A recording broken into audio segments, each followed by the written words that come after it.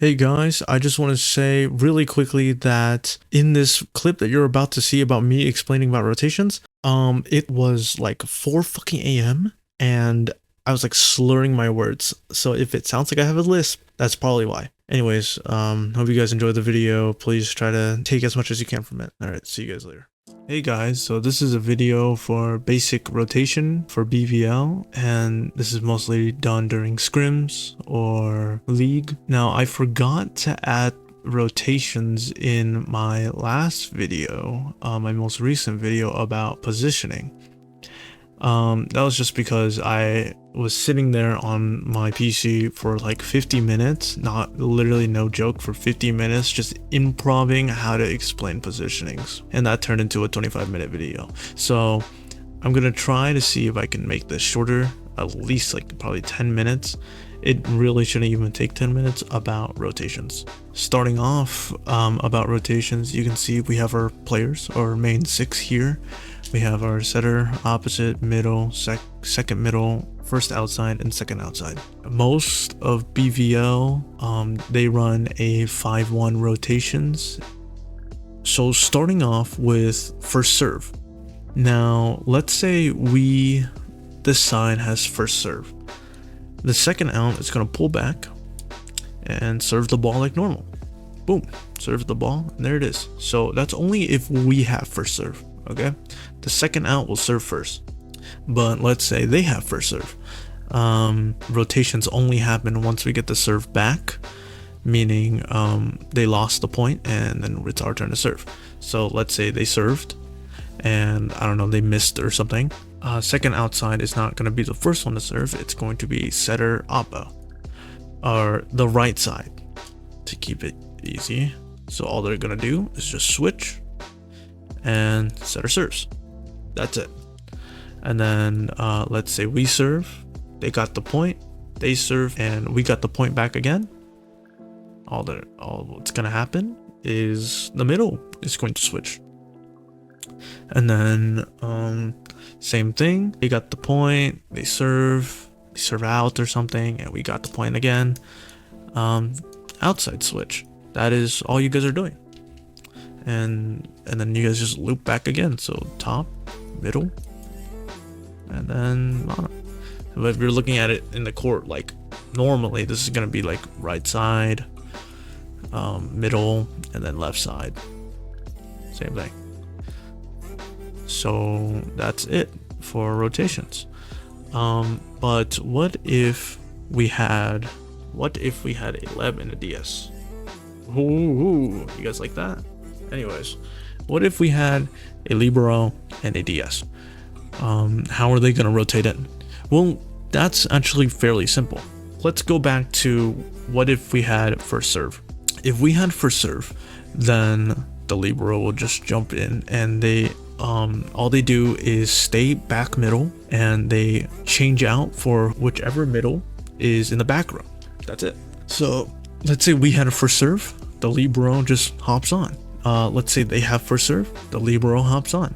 The only time the Libero is off is when it's middle rotations, and that happens like this. So let's say it's setter OPPO rotation, they rotate, and then we get the point back, and then it's middle's rotation. So this is the time the Libero hops off, the Libero gets off, mid goes back to serve the ball, and then the mid switch like this.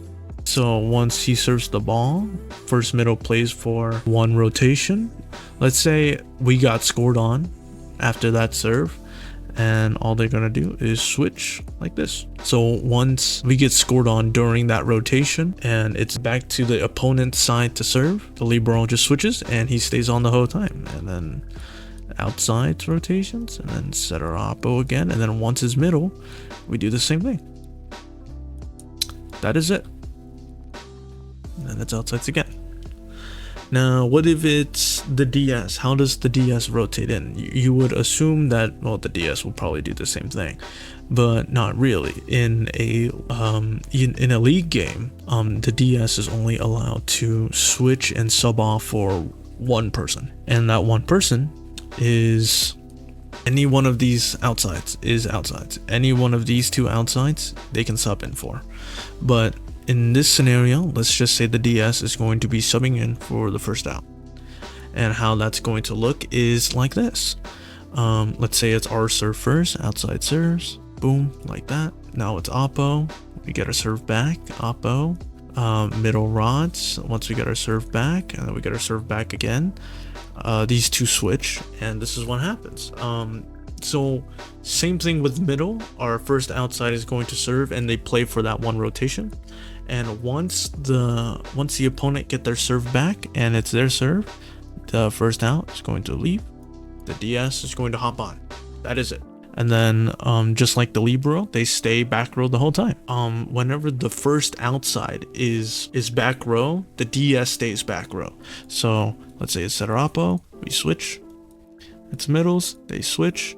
You can see the DS is on the whole time, and then once we switch again, the DS will hop off, first outside will hop on for their front row, and second outside will serve. Like I said, the DS can only DS for one person, so we would just do rods like normal. And the second outside just stays on the whole time, and then once it's back to first out, they play for that rod, they get the point, DS comes in. That is it.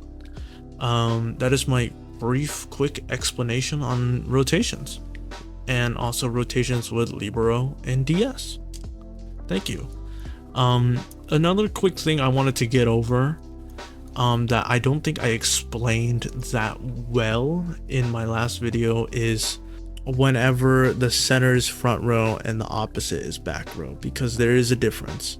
I also want to talk about LFs or line faults, because that will be important for if you want to try to go big and play in the leagues. That will be important to know, so I just wanted to clear it up here. First off, when the setter is front row, he can still set. When the setter is front row, he can still jump and set. I'm going to emphasize the set part. He can only set when he is front row.